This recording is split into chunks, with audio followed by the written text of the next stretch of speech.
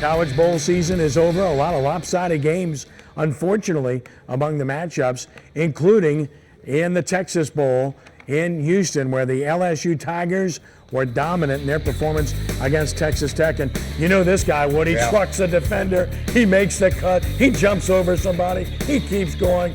Man, he's fun to watch, Ricky. Yeah, and I tell you what, man, I watched that game. And I just say, he's ready for the NFL. I'll put it to you like that, Ken. He just bulled everybody. A lot like Herschel Walker, man. I mean, he got that same style. Well, I tell you what, he was certainly ready for Texas Tech. Both running the ball and catching the ball. Here you go. He just ran right back. Big man who explodes like that in space. I mean, he was fast. I mean, you know, the only disappointment I had in this, I wanted him to get the 2,000-yard mark, and he finished about, 40 yards shy.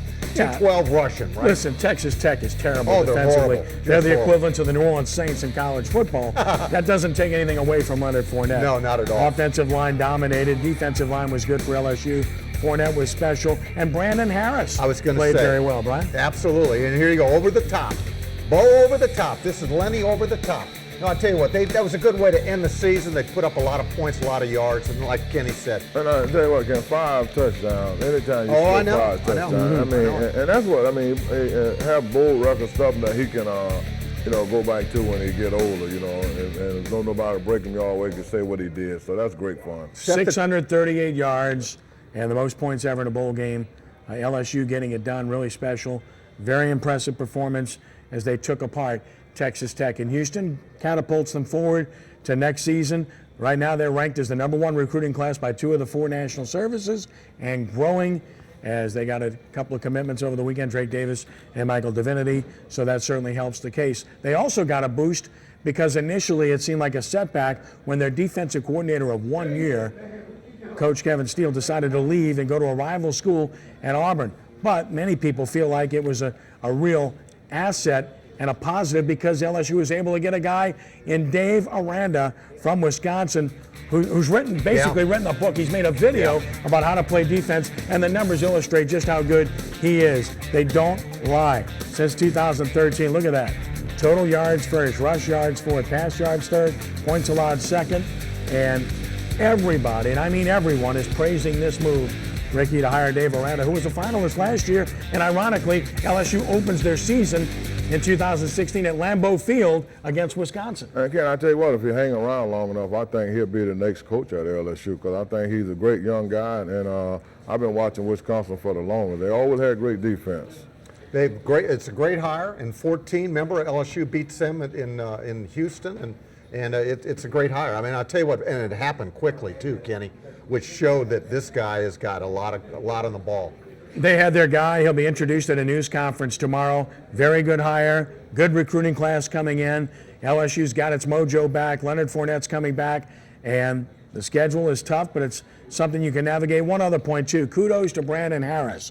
Not only did he play well in the bowl game, in particular in the second half, but we now find out that the young man was playing with an injury since the Alabama game. He's having sports hernia surgery performed this week as a result of that injury, and he played the rest of the year with that injury, which shows he's tough, and you got to give him a lot of credit for that. Should be back for spring practice. Ricky, you like to see toughness in a quarterback? Yeah, I like to see toughness in a quarterback, Ken. Well, I couldn't do what he did. All you got to do is get a ball to Fournette, turn around and pitch it to Fournette. I mean, that guy, every pitch he got, and he was already home free when he got the pitch. So, I mean, the offensive line did great.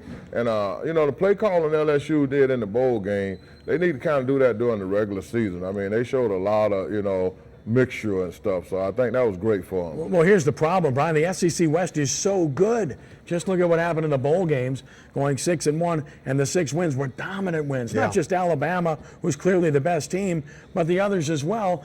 They averaged a winning margin of 21 points in these bowl games. Ole Miss was dominant. We'll get into that in a moment. Mississippi State was dominant. Arkansas was dominant. I mean, these are really good football teams. You could take the SEC West and put it in the NFL and probably come away with a good win-loss record. But you're absolutely right, Kenny. 8-2 SEC through the first 10 bowl games, and it's probably going to be better. So that was it. Yeah. So we'll see what happens. I mean, they still got the national championship game, right? Yeah. But, so I mean, listen. The SEC itself great, the SEC West even better. So Fournette phenomenal, and I think he's the early leader in the clubhouse for the Heisman Trophy next year. But then again, he should have finished higher this year. Although I think the best player in college football this year resided in Palo Alto, Christian McCaffrey. How good is that guy, Rick? Yeah, he was great. I mean, I looked at him the other day. He made a lot of moves. Ken, I played with his dad. His dad was a great wide receiver. Jared Rice was good, but Ed was just good too. I mean, he didn't get the publicity that Jared Rice and them got, but you can see, he got a lot of his dad in him. He got a lot of ability, and some of the moves he made, he was gone when he got through. You know what I thought about when I saw him, Brian? I thought about, imagine that guy in Sean Payton's offense, what he could do with a guy like that. I thought the same thing, Ken, and it's going to be interesting to see when he does turn to the NFL, who takes him, and where he goes. And one thing we know about Coach Payton, if you give him something to work with, he's going to make it happen. He's one of the best offensive-minded coaches in the game. He'll take a talented player and maximize his ability. The All-State Sugar Bowl drew a good crowd, a lot of people to our town, and a one-sided game. The Ole Miss Rebels were dominant pretty much from start to finish, 48-20, and it really was more demonstrative than that. They could have beaten them worse. And Kelly was outstanding at quarterback. Treadwell, this guy's a surefire, high #1 draft pick. Well, he'd look good in black and gold. What a polished receiver he is. And then, of course, Tunsil is a terrific tackle, best in the business coming out of college. He even caught a touchdown pass. This was great for Ole Miss, Brian. They hadn't been here since 1970. Their people were really fired up. Archie Manning was really thrilled, and obviously this was a great showing by the Rebels. Yeah, and once again, it was the SEC just dominant in bowl season. And, Chad Kelly, I'll tell you what, he and Mississippi State, those two teams in Mississippi, the Rebels and the Bulldogs, they had great seasons. And the problem for LSU is this, Ricky, they got to deal with Ole Miss. Ole Miss has beaten Alabama 2 straight years. Hugh Freeze is 45, 46 years old. He's 3-1 in bowl games. He's beaten Alabama twice in a row. He gets top recruiting classes every year, and he can coach. And Ken, I was looking at Ole Miss, man, how they getting all these young players to go to Ole Miss. I mean, and just look at the recruiting. Somebody up there doing a great job recruiting. Even Mississippi State, they're getting a lot of young guys out of high school coming to those schools. They lost their defensive stud, too, to a suspension. Yeah, right. I mean, and here's a top 5 draft pick. So, well, I mean, you look at their team. Kemdichi's going to be a top 5 pick. Yeah. Treadwell's going to be a top 10 or 15 pick for sure. Right. And then you look at the rest of their team. Kelly is not coming out, it appears, but he's a guy that would go high. And then you look at the rest of their team. I mean, they got 3 guys. Tunsil could be the #1 overall pick in the draft. I mean, these are 3 guys that are probably going to go in the top 8 to 10 picks in the draft. And it's the reason why, Kenny, we were talking about LSU. It's hard. They're playing in the SEC West, which is the best division in football. And just imagine talking about those teams and then go to Alabama. Look Right. what they got up front.